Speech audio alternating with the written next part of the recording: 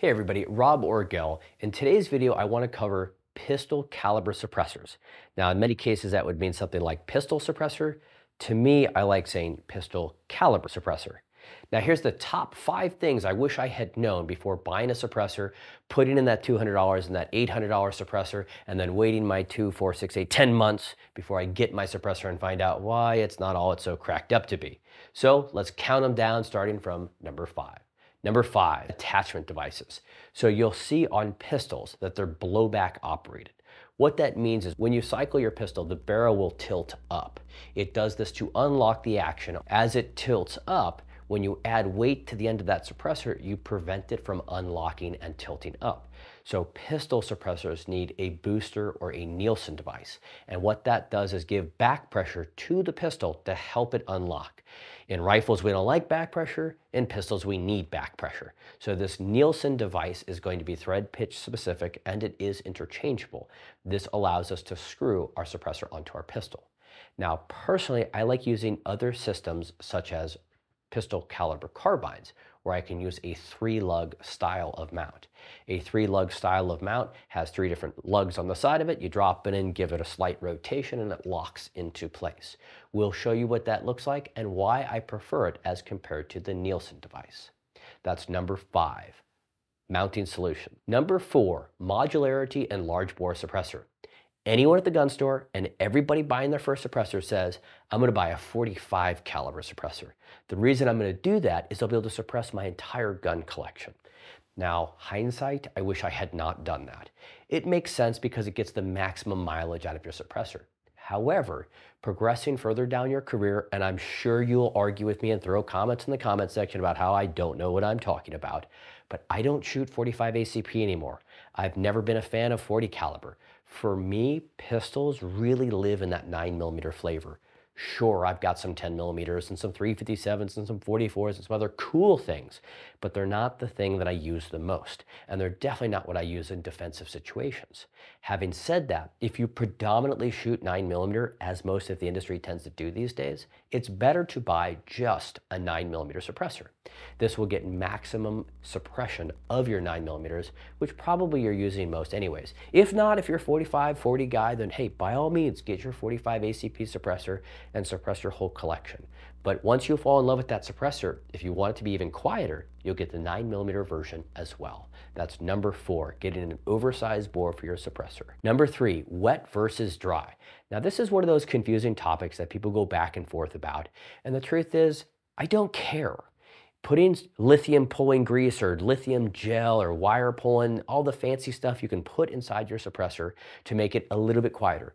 Yes, it is a little bit quieter, but after like 5, 10, 15 rounds, all of that gets removed. This is what's known as like a median or a barrier.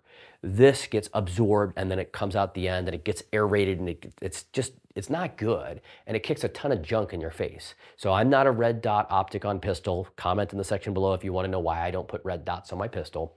But if you are a red dot pistol kind of guy, you'll find that when you shoot it, it's going to kick a bunch of stuff onto the screen of your red dot, and that will cause several problems. I'll stop it there as regards to red dots on pistols. Just know that I'm not a fan anyways. So in the end, I would say the running it wet versus dry, and do note that some suppressors cannot be run wet. Many pistol suppressors can, but some cannot. So make sure you check your owner's manual before you do it, but just know it's not something I like to do. And when you give me a decibel rating based on wet, once I shoot the first 10 rounds and all that lithium grease is gone, I'm not going to replace it. So I'm going to really care about its dry suppressor rating. Number 2, that multi-utilitarian type suppressor, the one that goes on your 338 Lapua Magnum and then goes on your 9mm. In my opinion, it's too extreme. Most rifle suppressors weigh substantially more than pistol suppressors. Having said that, dual sport motorcycle can go on the road, it can go on the dirt. I get it, but it's not the best at either of those worlds. So if you're only allowed to have one suppressor and you want to suppress your whole collection, I can appreciate why you would buy that suppressor. But in America, we can buy multiple, well, in the America I know. Some Americas, like certain states, you can't have suppressors. But in the America I live in, you can buy as many suppressors as I want.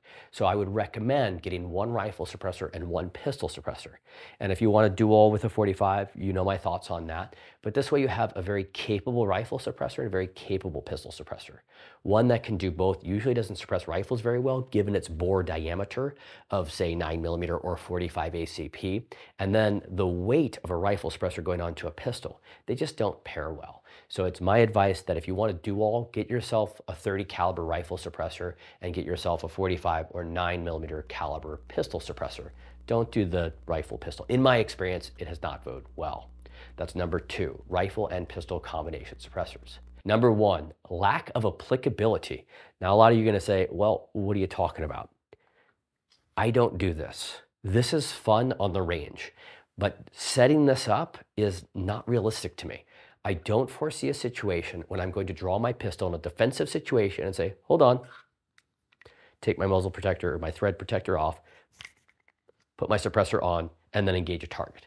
It's fun on the range, it's fun to play with, it's fun to let your buddy shoot because it is very quiet, but I don't see myself using this. Now you can say, Rob, there's a holster that holds my pistol with a suppressor attached to it. If you have that much room in your pants, that's wonderful. I don't find that to be the case. It's very uncomfortable, and we're all looking for that more comfortable, compact pistol. Adding a suppressor, even if it's a little tiny suppressor, is very, very uncomfortable. I mean, look at how we're fighting over the Glock 43 versus the Glock 48. You're talking about like a half-inch distance difference. And there's a comfortability aspect of that, both in shooting and in carrying every day. Adding 4 inches to your gun is a lot if you're going to carry it all day. So while holsters may exist, just know that I'm not really a fan of screwing a suppressor onto my gun and carrying it that way, for a myriad of reasons, but we'll just leave it at the lack of comfort. So if I can't use pistol suppressors on my pistols, what are they for? I use them on pistol caliber carbines or subguns. So there's AR-9s, which I'm not a fan of AR-9s, but APC-9s from Brugger and Tomet, that's a phenomenal gun with a 3-lug adapter. And then you can get, where's one of, here you go. This is an Omega 9K with a 3-lug adapter. It's very small, it adds very little to essentially what's like a rifle, and it can stay on my weapon. I don't have to take it off to reholster it. So I like my suppressors to be paired with a rifle or pistol caliber carbine, or maybe a pistol that has the pistol brace. All of those are good to go for suppressors. As far as actual pistol goes, I'm really not a fan of having a suppressor on it other than having fun on the range. So I don't find pistol suppressors to be applicable to pistols, which leans me back into 3-lug and other type mounting solutions, as we mentioned earlier. Hopefully this saves you some time and helps you understand the crazy world of suppressors and how weird it can get and how fast.